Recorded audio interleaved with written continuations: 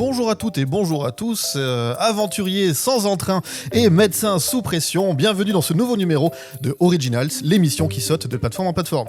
Moi c'est Romain et à mes côtés, je retrouve comme chaque semaine Gauthier Jorgensen, journaliste cinéma à Satellifax et créateur de Original. Bonjour Gauthier. Salut Romain, je suis trop content de voir que t'as la super patate. Moi mes nuits sont très courtes en ce moment, donc je vais essayer de pas plomber l'ambiance.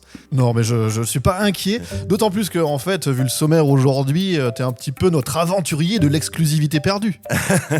Ouais, j'ai mon fouet, mon chapeau et je vais traquer des idoles. Alors aujourd'hui justement, on va parler d'un film d'aventure, Fountain of Youth, avec John Krasinski et Nathalie Portman, disponible sur Apple TV+. Et en suivant, notre rubrique Ne cherchez plus, avec toujours une de tes recos. De quoi tu comptes nous parler aujourd'hui ? Alors aujourd'hui, je vais vous parler d'une série médicale, mais je voulais aussi faire un petit debunk sur un certain nombre de mauvaises informations que j'ai transmises ici dans ce podcast original. Par exemple, la semaine dernière, j'ai pas arrêté de parler de Weird Al Yankovic. C'est Al Yankovic, tout simplement, ça se finit par un C, donc voilà.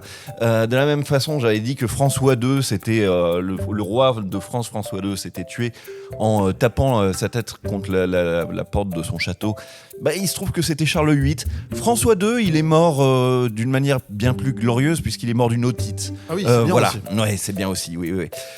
Et puis, pareil, j'avais dit que Tony Gilroy avait fait le film Nightcrawler. C'est Dan Gilroy qui l'a fait. Tony Gilroy n'a fait que le produire. Donc voilà. Écoutez, on est presque bon. Il y a parfois où on papillonne un petit peu, on est sur des souvenirs et les souvenirs sont pas parfaitement exacts. Grosso modo, quand même, si tu me permets, je note que à part cette petite mélange entre deux frères, je crois qu'ils sont frères en plus, Ouais, les c'est Gilroy, ça, ouais. c'est quand même plus un problème de mémoire par rapport à des cours d'histoire ou de parler trop vite. Ou d'orthographe. Voilà. Ouais, c'est ça. En tout cas, c'est pas de cinéma. Exactement. Donc, qu'est-ce que je vais vous recommander cette fois-ci ? Eh ben, vous le savez peut-être, je fais partie d'un jury qui remet des prix au syndicat de la critique au contenu de plateforme. Et cette année, le jury avec lequel je fais ça a réussi à me convaincre de regarder une série médicale. Et pour moi, c'est un petit peu ma kryptonite, les séries médicales. Mais je me suis dit, allez, puisqu'ils ont l'air si convaincus, je vais regarder The Pitt sur HBO Max. C'est bien ça, c'est sur HBO Max. Tout à fait. Et bon, c'est une série médicale, donc j'ai eu du mal à m'y mettre. Mais quand même, au fil des épisodes, je me suis laissé un petit peu séduire et j'ai fini par comprendre pourquoi ils s'enthousiasmaient tant. Donc on va en parler un petit peu. On se fera ensuite l'agenda avec une sélection des sorties marquantes de la semaine. Cette fois, on est sur cette semaine-là, la semaine exactement du 19 au 25 mai. Voilà, vous écoutez bien sûr Originals, l'émission 100% plateforme en partenariat avec Cinématiseur et disponible sur toutes les plateformes de podcast. Si vous aimez Originals, abonnez-vous à nos réseaux sociaux, likez, commentez nos épisodes un petit peu partout. Gauthier et moi avons besoin de vous. Mettez des pouces et des étoiles.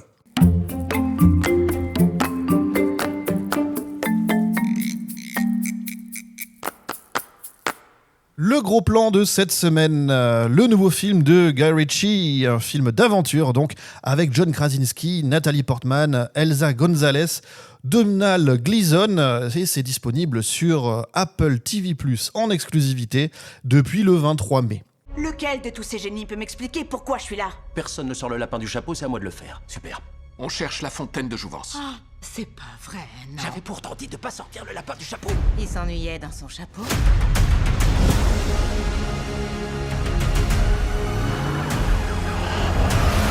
Elle est là. Je le sens. Ce n'est pas pour rien si la fontaine est cachée. Il ne faut pas qu'il réussisse.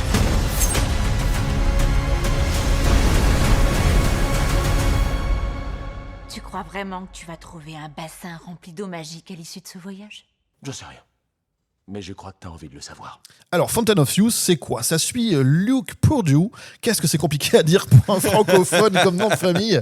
Luke Purdue. Ouais, c'est Luc perdu, quoi. C'est Luc qui est perdu, ouais. Ouais. Un aventurier impulsif et sa sœur Charlotte Purdue, donc évidemment, qui est jouée par Nathalie Portman, une conservatrice d'art méthodique. 10 ans après la mort de leur père archéologue, ils se retrouvent pour poursuivre sa quête inachevée, découvrir la mythique fontaine de Jouvence. Financée par un milliardaire malade joué par par Domhnall Gleeson.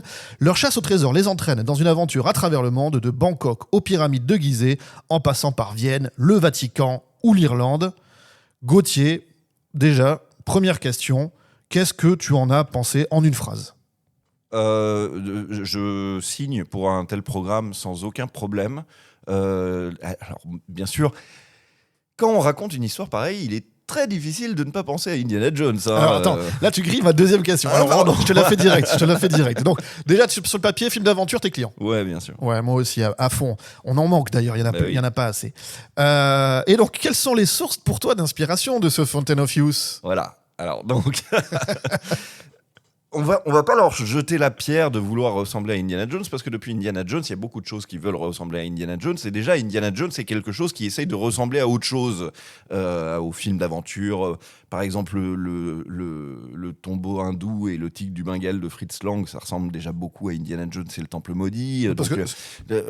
Indiana Jones, c'est déjà un personnage qui fait des clins d'œil énormes au cinéma américain classique des années 30, aux films d'aventure de cette époque-là. En gros, c'est ce que Spielberg et Lucas aimaient quand ils étaient enfants. Ils ont essayé d'en faire une version plus actuelle pour leur époque. Exactement, et ils ont réussi à trouver une formule qui est la raison pour laquelle, à chaque fois qu'on voit un film qui ressemble à ça, maintenant on se dit Indiana Jones, parce que c'est la formule un petit peu parfaite. Un archéologue qui est professeur le jour, et puis aventurier avec son chapeau le jour aussi, mais pas dans le même endroit du monde, quoi. Pas sous les mêmes latitudes. Voilà, plutôt en version jungle. Et donc, il va chercher des trésors, les plus grands trésors de la mythologie, des grands trésors du monde, quoi. De l'histoire, alors ésotérico, réalisto, Exactement. Historique. Et en ça, la Fontaine de Jouvence fait assez bien le taf. Hein. C'est un bon choix pour ce film. Mais alors, donc, ce qu'il y a dans les ingrédients qu'il y a dans Indiana Jones, je ne veux pas vous les énumérer tous parce que la liste est conséquente, mais il faut mélanger, en gros, quelqu'un qui est un petit peu un nerd, parce que quand il est prof, il est bien sous tout rapport, mais qui, en même temps, pour le boulot, doit voyager partout dans le monde. Et pour son boulot, dans le cadre de trouver des artefacts mythiques comme ça, il doit déjouer des pièges, mais aussi casser des gueules et affronter des régimes horribles, type le nazisme ou les soviets ou des trucs comme ça. Et il est toujours, malgré lui, entraîné dans une dynamique d'action. Il y a toujours une espèce de fuite en avant, hein, Indiana Jones. Une situation en amène une autre. Il y a une sorte de chute des dominos comme ça qui fait qu'il y a une ivresse de l'action permanente. Et je pense que c'est cette formule qu'ont trouvé Spielberg et George Lucas et le héros Harrison Ford, hein, qui fait si envie, et ça fait envie à tout le monde. Puis ça fait envie au milieu du jeu vidéo avec Lara Croft et Tomb Raider. Hein. Et Uncharted aussi. Uncharted, j'allais en parler. Lara Croft et Tomb Raider sont déjà devenus des films, Uncharted aussi.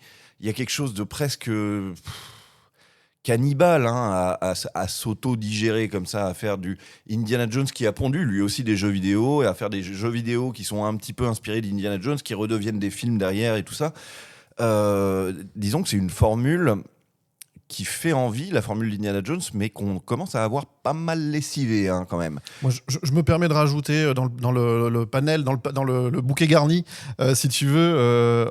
Benjamin Gates. Alors, il y a Benjamin Gates, Ouais, avec Nicolas Cage, et un peu plus ancien, il y a le Alan Quaterman, Ah oui, ouais, qui bien est sûr. super kitsch, Bien et sûr. qui allait lui plutôt du côté de l'Afrique noire, subsaharienne, plutôt. Ouais, c'est vrai. Puis quand on y pense, Benjamin Gates, le sous-titre, c'est National Treasures, il me semble. Donc, Ouais, puis il y a une histoire avec les Templiers dans la version française. Ouais, donc eux, ils voyagent moins, quoi. Ils voyagent C'est plus local. dans 50 États. Voilà, c'est ça. Donc tout le monde essaye de faire sa version d'Indiana Jones. Et puis là, Guy Ritchie, qu'on connaît, un cinéaste qu'on connaît très bien pour Arnaque, Crime et Botanique, puis pour Snatch, puis pour des films Sherlock Holmes qui ont marché extrêmement bien. Le remake en live action de Aladdin, qui a fait plus d'1 milliard de dollars de recettes au box-office international. Donc Guy Ritchie, maintenant, est assez copain des plateformes. Il a fait plusieurs films pour Amazon Prime Video. Maintenant, il fait un film pour Apple TV+. Et donc, on lui donne un budget qui a l'air assez conséquent pour faire ce film à la distribution garnie, parce que quand même les deux acteurs principaux, c'est John Krasinski et Nathalie Portman. John Krasinski, vous le connaissez peut-être pas hyper bien, on va dire que c'est un gars qu'on a vu dans The Office, la série The Office, la version américaine, et qui ensuite est devenu aussi un réalisateur à succès, parce que c'est lui qui avait fait les 2 premiers films qui s'appelaient Sans un bruit. Donc voilà, des films d'horreur un petit peu soft, des films d'horreur à la fois horreur et aventure, horreur Conceptuel et action, en tout cas. voilà. Donc c'est un réalisateur et un acteur à succès. Et puis bon, bah voilà, il donne la parole à Nathalie Portman, il donne la réplique à Nathalie Portman, qui est vraiment une star planétaire. Eux deux, ils jouent un frère et une sœur. Donc les frères et sœurs perdus qui vont effectivement à travers le monde chercher chercher la fontaine de jouvence, puisque leur papa a cherché cette fontaine de jouvence et a même perdu sa vie à ne pas la trouver, quoi. Alors justement, on a cité pas mal d'œuvres qui sont un peu les sources et les inspirations de ce Fountain of Youth, donc Fontaine de jouvence en français. Peut-on parler d'un hommage ou plutôt une imitation des codes de ces œuvres ? Alors moi, j'y vois vraiment une imitation. Mais encore une fois, je suis pas... ça ne me met pas en colère de voir un film qui essaye d'imiter la bonne recette d'Indiana Jones. Je trouve que c'est vraiment une imitation, et que pourquoi pas imaginer une imitation d'ailleurs où le héros se divise en deux, se scinde en deux et devient un héros et une héroïne. Et même, on en parlait toi et moi hors antenne, on se disait que cette dynamique de frères et sœurs évite l'écueil de un héros et son love interest, donc la personne, la jeune femme qui est conviée à suivre l'aventure avec lui. Là, vraiment, comme c'est un frère et une sœur, il y a une meilleure dynamique. C'est vraiment tous les deux les héros. Ça marche plutôt bien. D'autant plus que tu as cité Indiana Jones avec 2 facettes. Celle de bibliothécaire, rat de laboratoire, j'ai presque envie de dire, non, pas de laboratoire, mais plutôt féru de bouquins et professeur. Et de l'autre côté, le baroudeur qui casse des gueules. Et là, on a un côté plutôt studieux du côté de Nathalie Portman, même si c'est pas tout le temps vrai et qu'il y a évidemment de la porosité. Et de l'autre côté, le baroudeur qui casse des gueules, même si encore une fois, il peut revenir il n'est pas totalement ininstruit, évidemment. Et ce qu'ils reprennent assez bien, c'est que une facette entraîne l'autre. C'est-à-dire que John Krasinski entraîne Nathalie Portman à l'aventure, et en même temps, Nathalie Portman ne peut pas ne pas se laisser entraîner à l'aventure. Il y a un truc qui est un peu plus fort qu'elle. Donc la dynamique qu'il y a à l'intérieur d'Indiana Jones, effectivement, est assez bien reproduite. Indiana Jones, moi, c'est ça que j'aime beaucoup dans Indiana Jones, c'est que c'est pas... bien sûr qu'il est passionné d'archéologie, mais c'est son métier, il fait son boulot, au fait. Quand il va chercher le Graal, ou quand il va déjouer des pièges au fin fond de l'Amazonie et tout ça, il y a un côté, ça se voit sur sa gueule qu'il n'a pas très envie d'être là, au fait. C'est un côté, c'est son boulot, c'est plus fort que lui, il faut bien qu'il ramène des trucs à l'université, et donc ce côté un petit peu professionnel est bien restitué dans Fountain of Youth. Alors comment la dynamique entre les deux fonctionne ? Tu trouves que c'est plutôt efficace ou tu sens que c'est un peu forcé parfois ? Il y a un truc qui marche pas, et c'est un peu dommage, c'est que comme on doit partir vite à l'aventure, on a du mal à prendre le temps d'installer une alchimie entre deux. Tu vois, quand même, on passe tout le film avec ces deux-là qui doivent être frères et sœurs, et il n'y a pas un moment où j'ai été très très convaincu qu'ils se connaissent depuis très longtemps, tu vois. T'as un petit peu le sentiment qu'ils se sont rencontrés 2 heures avant le tournage, et qu'on leur a dit, bon bah voilà, maintenant vous êtes frères et sœurs. Ça manque de complicité. Mais bon, c'est un petit reproche. Au fait, c'est quasiment tout le reproche qu'on pourrait faire à tout le film, c'est-à-dire que les scènes, même si elles sont exotiques, puisque tu le disais très bien, on va en Irlande, on va en Autriche, on va en Égypte et tout ça, même si c'est assez exotique, ça manque de liant. T'as l'impression qu'on monte dans un hélicoptère à chaque fois, et que là on se dit bon bah là on ira en Irlande, donc on fait la scène en Irlande, et puis on prend un autre avion, et puis là on est à Vienne, donc on fait la scène à Vienne, et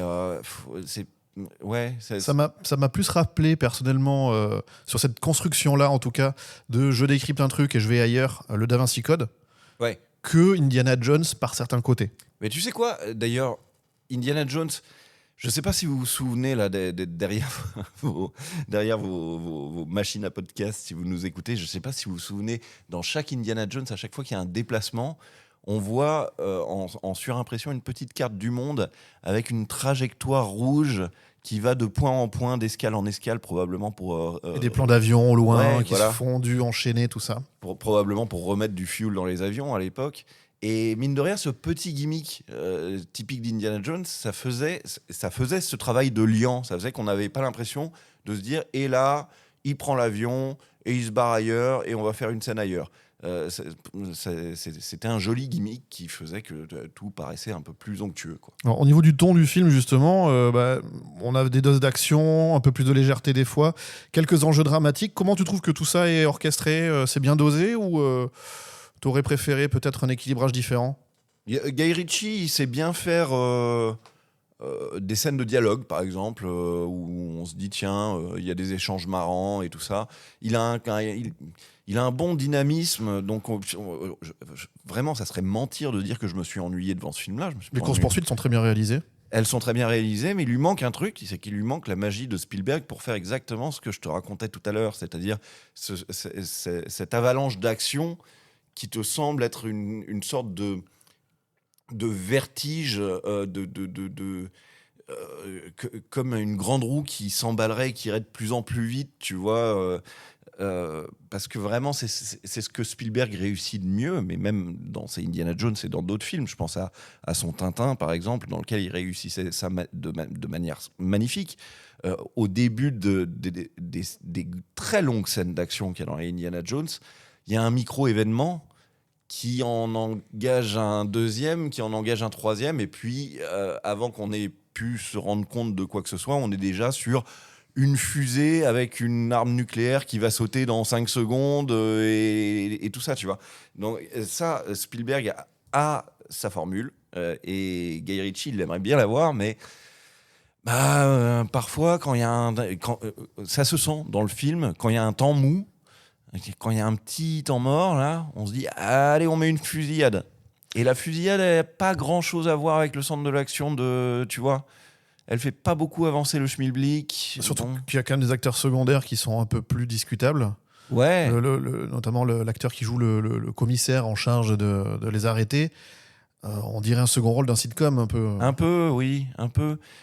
Puis je veux pas tout spoiler. Ça serait dégueulasse de révéler le twist, mais il y a quand même un moment où il y a un rebondissement qu'on a vu venir depuis. On avait peut-être 25 minutes d'avance, tu vois. Ouais, qu'on a peut-être déjà vu dans Indiana Jones 3 aussi. Ouais, absolument. Absolument. Et puis, il y a aussi, je disais que c'était une copie d'Indiana Jones, une copie parfois assez propre. Par exemple, la manière dont le méchant se fait avoir à la fin, je me suis dit, ça pourrait totalement être dans un Indiana Jones, c'est très bien. Mais parfois, c'est aussi une copie un peu trop voyante, si tu veux. Par exemple, la scène de la bibliothèque à Vienne, c'est juste la même scène de la bibliothèque que la scène de la bibliothèque à Venise. Ils ont juste changé Vienne pour Venise, enfin Venise pour Vienne plutôt. C'est moins bizarre d'avoir des sous-sols, mais... Oui,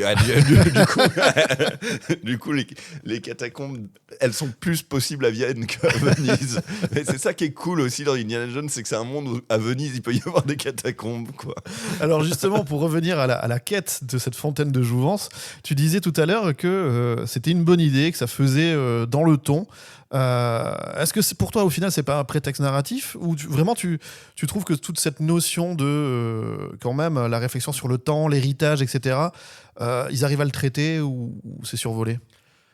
Non, je me disais simplement que si tu avais fait un volet d'Indiana Jones qui se serait appelé Indiana Jones et la fontaine de jouvence, on aurait pu trouver ça crédible. D'ailleurs, il y a déjà un Pirate des Caraïbes qui a fait ça. Il y a un Pirate des Caraïbes, et je me demande même s'il n'y a pas un jeu vidéo Indiana Jones qui est allé par là-bas. Ah oui, tu vois, c'est tout à fait possible, crédible.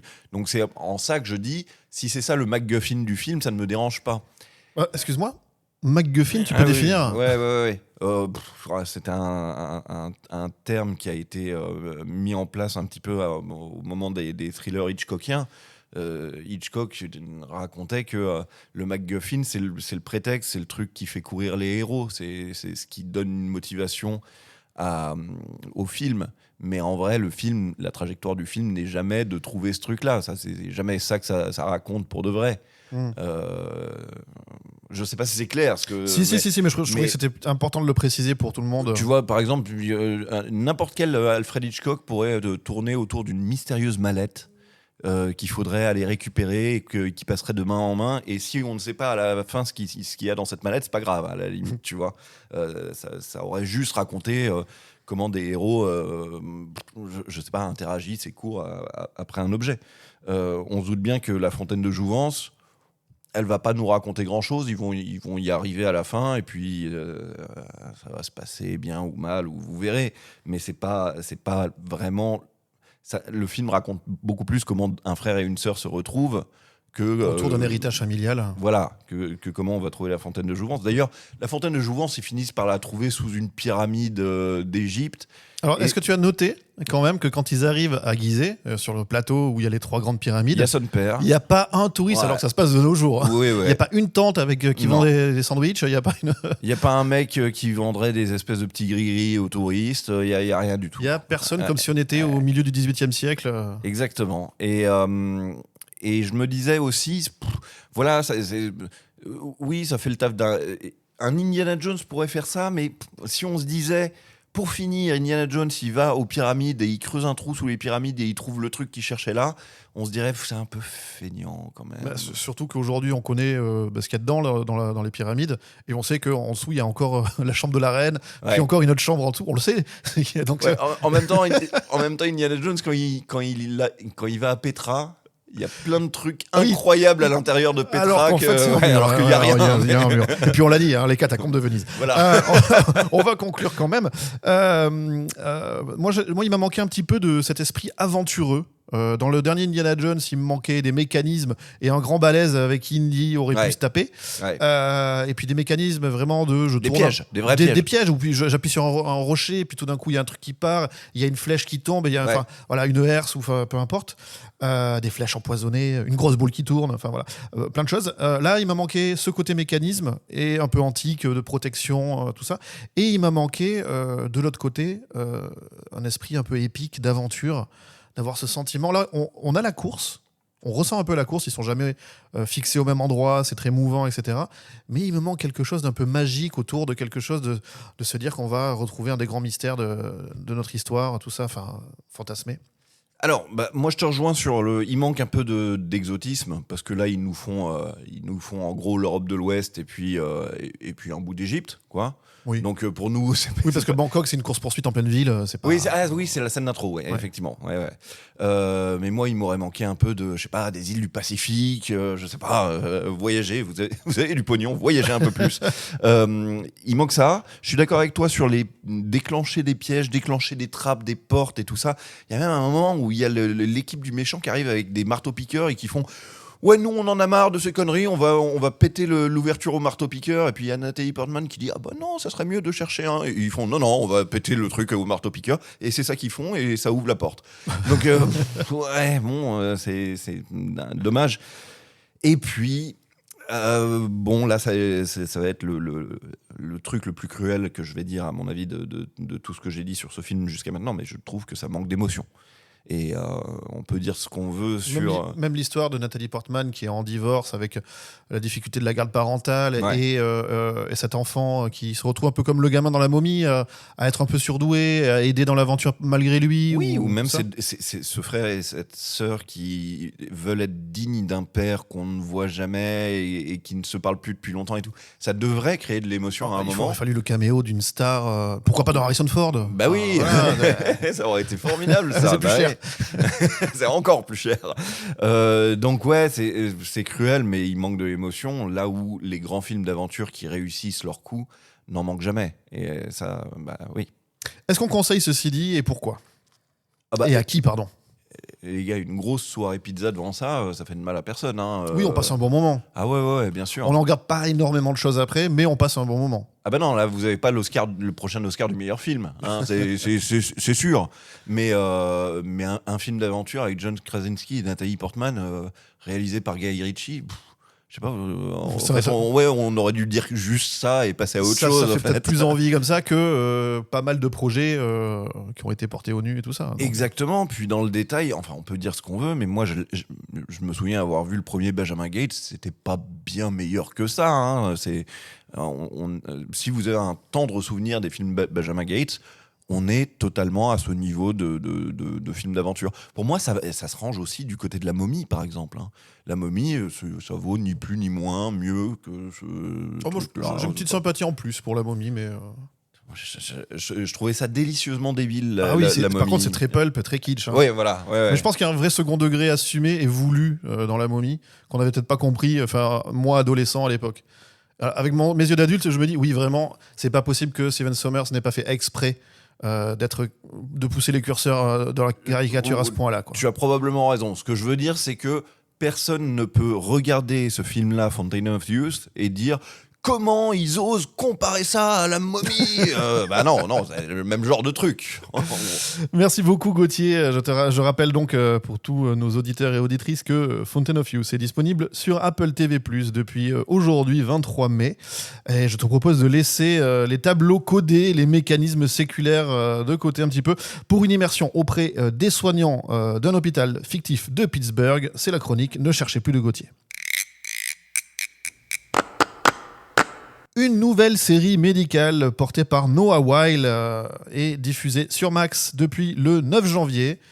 Qu'est-ce que c'est que The Pitt, Gauthier ? Alors déjà, excusez-moi parce que je m'apprête à parler d'un genre de série auquel je ne connais absolument rien. Donc si je fais des approximations ou si je dis des trucs faux, Romain sera là pour me corriger. The Pitt, on va dire très vite que c'est un mélange de urgence et de 24 heures chrono, en gros. Puisque on est dans les urgences d'une grande ville américaine, j'ai déjà oublié laquelle, il me semble que Pittsburgh. C'est Pittsburgh, Ouais. c'est ça. Et on va vivre une journée, enfin, on va vivre un shift, c'est-à-dire une Journée de travail. Une journée de travail avec le médecin en chef de ces urgences. Et chaque épisode, c'est 15 épisodes, chaque épisode est 1 heure passée en leur compagnie. Morning, Jack. What are you doing here? Working. And if you jump on my shift, that's just rude, man. Hope I'm never one of your patients. Makes 2 of us, my friend. Hey, D, what's a good word? We're fucked. 52 in the waiting room, and it's not even 7. We're always working the shift, by the way. Cut him a little slack today. It's the anniversary of Dr. Adamson's death. Who left this mess? Nothing like a little challenge every now and then. We've got some new faces with us today. Hi, come on over. I'm so happy to be here. Talk to me at the end of the day. Clear. Forceps. Full suction. Med student down. Welcome to the pit. Alors, qu'est-ce qui fonctionne très bien avec cette série ? Effectivement, le côté temps réel des choses apporte une corde sensible supplémentaire, c'est-à-dire une forme de tension. Et la raison pour laquelle je disais que c'était comme urgence, c'est que The Pit, ça veut dire la fosse, mais la fosse désigne les urgences, donc c'est comme si cette série s'appelait Urgence, au fait. Hein. D'ailleurs, 2 des producteurs de The Pitt sont des producteurs sont des anciens de Urgence. Hein. D'urgence. Ça ne m'étonne pas. En gros, moi, ce que je reproche à ces séries médicales, c'est en gros de jamais faire de la médecine. c'est juste des portraits de gens qui se regardent, qui tombent amoureux, c'est très soap, quoi, les séries médicales, selon moi. Hein. Après, il y a quand même une différence entre Hippocrate et Grey's Anatomy, par exemple. Bien sûr. Mais ce que j'ai découvert en regardant The Pitt et en allant jusqu'au bout de ces 15 épisodes, c'est que je me suis dit « Ah, mais je comprends ce que les gens viennent y chercher ». C'est parce qu'au fait, il y a quelque chose, je pense, d'un petit peu satisfaisant, un petit peu comme certaines vidéos YouTube, à voir des gens, déjà, qui littéralement sauvent des vies, donc ils ont un métier crucial, et c'est des gens qui passent leur vie, là c'est une seule journée de travail, mais on sent bien qu'ils passent leur vie à éteindre des feux, en fait. Il y a toujours un bordel de plus qui leur tombe dessus, et il faut toujours gérer les petits merdiers à gauche, à droite, et je pense qu'il y a quelque chose de satisfaisant pour les gens à regarder des gars super compétents trouver des solutions. et s'en sortir, si tu veux. Ça me faisait penser, en le regardant, je me disais, je pense que les gens aiment bien les émissions culinaires un peu pour la même raison, tu vois. Les trucs cauchemars en cuisine ou je sais pas trop quoi, où c'est toujours, il y a le feu, quoi. Il y a toujours une urgence de plus, il faut balancer 5 plats, on n'a plus de je sais pas trop quoi, il faut le remplacer avec de la mayonnaise, ou on trouve des solutions. Et du coup, ça plaît aux gens parce qu'il y a une sorte de tension sans relâche, comme ça. Tu as cité 24 heures chrono en ouverture. Ouais. Effectivement, c'était déjà la recette il y a 25 ans. Exactement. Quelques de Et en plus, j'adorais Jack Bauer parce que non seulement il faisait ça, mais il faisait ça toujours en restant poli. Au début, parce qu'après... À chaque fois qu'il raccrochait, il disait merci beaucoup. Et donc il y a effectivement ce truc-là qui doit être assez satisfaisant. Moi, ça m'atteint pas beaucoup parce que j'avoue que me retrouver devant un écran dans une situation de stress, ça ne fait que me stresser, hein, a priori. Mais tu sais, il y a des gens qui aiment bien jouer. C'était un de nos amis communs qui s'appelle Sylvain, qui est venu nous parler ici, qui a un podcast qui s'appelle Animedia. Il m'avait recommandé un jeu vidéo qui s'appelait Overcooked. Oui. Où c'est pareil, il y a littéralement la cuisine qui se met à prendre tapis feu roulants et les tapis roulants, il faut prendre les trucs. Pas que ça tombe, ouais. Et j'avais essayé d'y jouer avec ma femme, où très vite, au fait, ça ne fait que me stresser, moi. Ça me met dans une situation de trop gros stress. Mais je comprends qu'on y trouve une forme d'apaisement à regarder des gens être stressés à notre place et trouver des solutions géniales à des problèmes complètement bigger than life. Après, une fois que j'ai dit ça, The Pitt, c'est très bien. C'est avec des très bons acteurs. Il y a ce temps réel qui nous met dans un truc de flux tendu assez génial. Noah Wyle en rôle titre, donc Noah Wyle super, qui était dans Urgence, lui aussi. Qui était dans Urgence, ouais. Qui était révélé dans Urgence notamment. Absolument. Il y a toute une galerie de personnages. C'est ça qui fait que la série est assez réaliste, entre guillemets, hein, mais donne un sentiment de réalité. C'est qu'il y a vraiment beaucoup de personnages qu'on apprend à connaître pendant ces 15 épisodes. Et on arrive à pas mal les resituer, on s'y perd pas trop. On voit que elle, c'est la jeune arriviste qui essaye de prendre trop de patients, que l'autre, elle est un peu plus sensible. La première heure, elle s'était évanouie, mais elle va compenser en se montrant hyper compétente un peu plus tard. Elle, c'est la médecin chevronnée, mais qui n'a pas pu monter les échelons pour telle et telle raison. Bref, il y a une galerie comme ça de gens qu'on nous présente, de médecins et de patients, et on s'y retrouve bien. Après, on est aussi amené à bien s'y retrouver parce que la série fait tout un tas de petits écueils de la série médicale, surtout dans sa mise en scène, et quand on finit par les attraper du coin de l'œil, ça devient un petit peu risible, mais c'est pas grave, c'est des clichés que j'accepte parce qu'il faut bien que cette série entre dans son genre. Je vous donne un exemple. J'ai fini au 7e ou au 8e épisode par remarquer que la raison pour laquelle on ne se perdait pas trop dans qui est qui, dans tous ces patients, ces médecins, ces agents de sécurité qui sont là et tout ça, c'est que dans l'équipe médicale, tous les soignants, absolument tous les soignants, ils ont un stéthoscope autour du cou. Et là, tu te dis, c'est un petit peu débile, ça, parce que ça n'arrive jamais que tous les soignants dans un hôpital aient un stéthoscope autour du cou, si tu veux. Mais à partir du moment où j'ai repéré ça, je me suis dit, c'est fou. À chaque plan où il y a un soignant, il a un stéthoscope autour du cou. Et s'il n'a pas un stéthoscope autour du cou, c'est parce qu'il est en train de ramasser un stéthoscope et de se le mettre autour du cou. Enfin, il y a vraiment des tout petits codes comme ça qui font qu'il y a un gimmick visuel qui nous permet d'identifier une personne pour sa fonction, pour sa profession et tout ça. Et il y a juste un moment dans la série où ils n'ont plus leur stéthoscope autour du cou, c'est parce qu'il y a eu un attentat, il y a eu un mass shooting, au fait. Il y a eu un concert où il y a eu un tueur fou qui est arrivé, qui a tiré dans la foule. Donc ils reçoivent en un temps record un nombre de patients complètement fous. Et là, ils peuvent plus juste se balader avec des stéthoscopes autour du cou. Ils sont obligés de mettre la combinaison totale, la charlotte, les gants, la grosse blouse et tout ça, et les masques et tout. Et donc, ils passent leur temps avec ça. S'ils avaient un stéthoscope autour du cou en plus, ça choquerait l'œil, quoi, un petit peu. Mais donc voilà. Donc il y a tous ces petits gimmicks qui font qu'on sait qu'on est dans une série médicale et on arrive à orienter le regard du spectateur là où il faut. Donc, pour finir, j'ai regardé ma première série médicale d'un bout à l'autre. Au début, j'étais très très paniqué parce que je me disais aïe aïe aïe, encore un truc où il y a des maladies bizarres qui arrivent et puis eux, parce qu'ils seront hyper compétents comme dans Doctor House ou comme dans n'importe quel épisode d'urgence, ils vont trouver la faille qui fait que ils vont identifier la maladie super rare et tout. Et franchement, la série, elle fait un peu ça au début, comme toute série médicale. Mais au bout d'un moment, tu te dis ah oui, mais elle est quand même hyper compétente pour entraîner le spectateur dans le monde à la fois merveilleux des guérisseurs et en même temps impitoyable et infernal de cette avalanche de patients qui te tombent tout le temps sur la gueule. Donc, pour finir, j'ai compris et je suis d'accord avec tous mes collègues qui disent que c'est un très bon spectacle. Merci Gauthier, tel que tu le décris, c'est pas dans un hôpital, c'est dans une cuisine. Ça m'a rappelé un peu The Bear, qu'on peut voir sur Disney+, cette espèce de frénésie perpétuelle et il y a tout qui déconne sans arrêt. Donc voilà, si c'est avec le même talent, réalisé avec le même talent effectivement que The Bear, ça ne peut être qu'une très belle recommandation. Je te remercie, je te propose d'enchaîner tout de suite avec les sorties de la semaine. On a pris un peu de retard, je vais te faire ça très rapidement.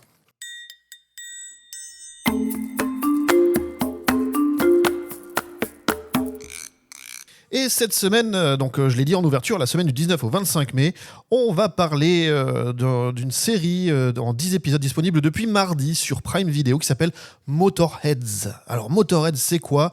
C'est un mélange entre des courses de rue, un drame familial et une quête d'identité, le tout dans une ambiance de ville industrielle sur le déclin.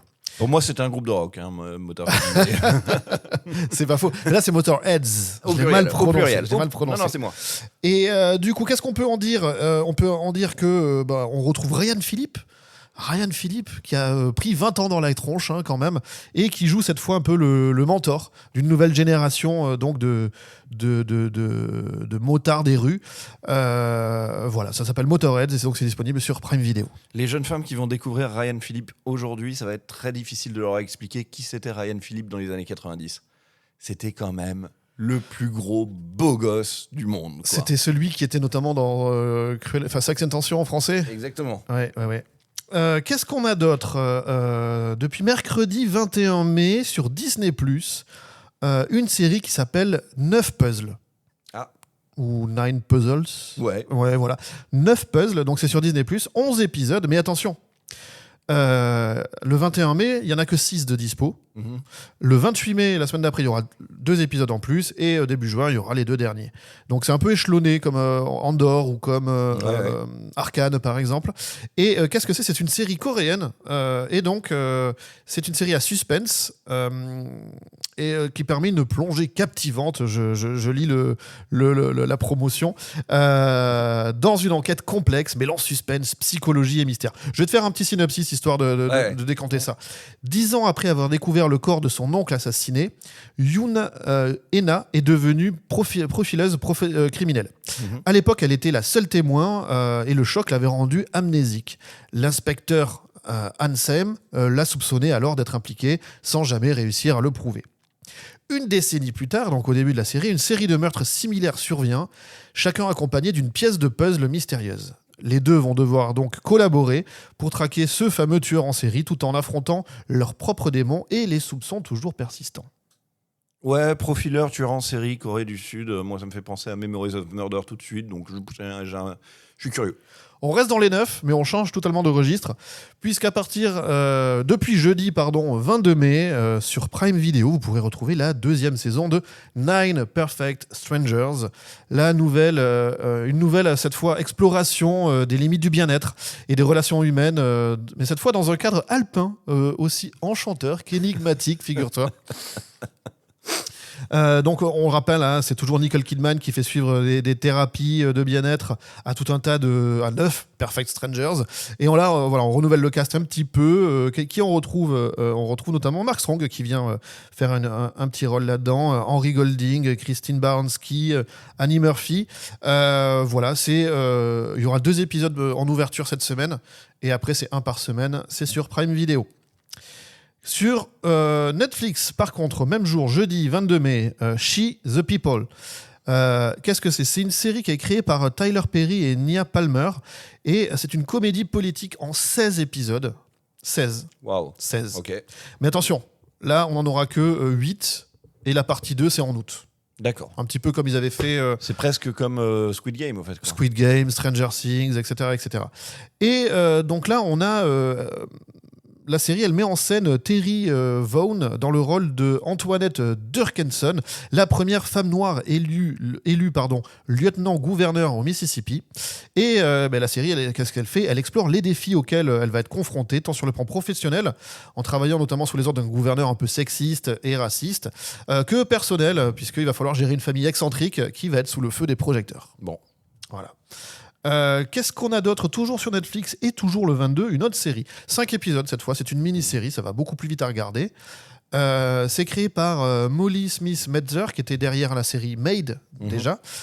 Et c'est une comédie noire, puisque cette mini-série s'inspire d'une pièce de théâtre d'Elemno Pi, c'est le nom de son autrice, et offre une satire mordante sur les dynamiques de pouvoir, les relations toxiques entre classes sociales. Le ton de Sirens, ça mêle l'humour noir à une critique sociale plutôt acerbe, dans la lignée d'un peu The Wild Lotus ou Little Big Lies. Ok. En gros, qu'est-ce que c'est ? C'est l'histoire de Devon qui se rend sur une île huppée pour sauver sa sœur Simone d'une relation qu'elle juge malsaine avec sa patronne.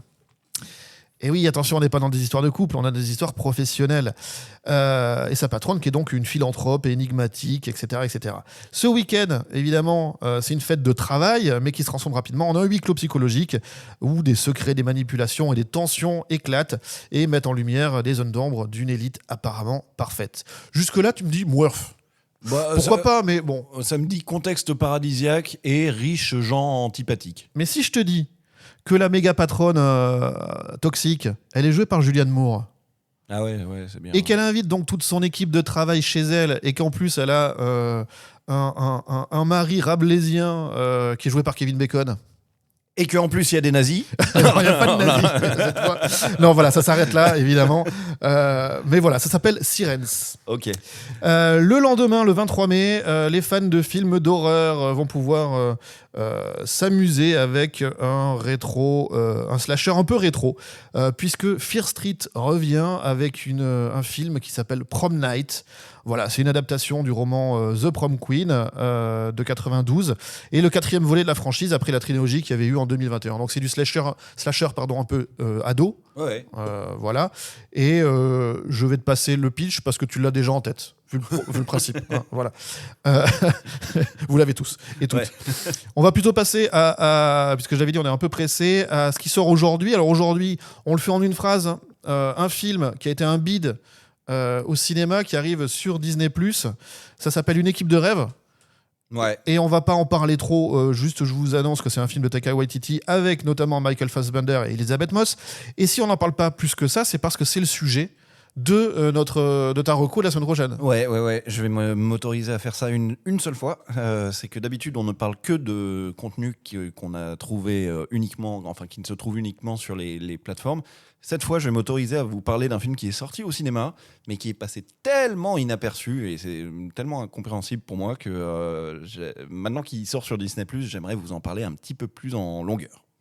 Et donc ce sera le cadre de notre prochaine émission. En attendant, si vous voulez le découvrir pour savoir exactement de quoi Gauthier va nous parler la semaine prochaine, vous pouvez d'ores et déjà vous laisser tenter, c'est sur Disney+. Sinon, en vrac, cette semaine, Disney+, a pas mal chargé son catalogue, puisqu'on retrouve un documentaire sur la cuisine italienne aux côtés de Stanley Tucci. Pourquoi pas ? Ouais, pourquoi pas. Qu'est-ce qu'on a d'autre ? On a, pour les plus jeunes, Waverly Place, Les Nouveaux Sorciers, saison 1, partie 2. On a la saison 20 de American Dad et sur Netflix, la saison 8 de Big Mouth, qui est pour le coup pas pour les tout petits. Ce sera tout donc pour aujourd'hui au niveau des sorties. C'est là-dessus que s'achève notre émission. C'était donc Original saison 1, épisode 28. On remercie toujours notre partenaire Cinématiseur pour sa confiance et son soutien. Merci. Ainsi que Magic Andou au mixage. Salut Andou. On se retrouve vendredi prochain à 17h pour toujours plus d'actu, ciné, série, doc ou animé et toujours plus de créations originales. À plus. Bye bye.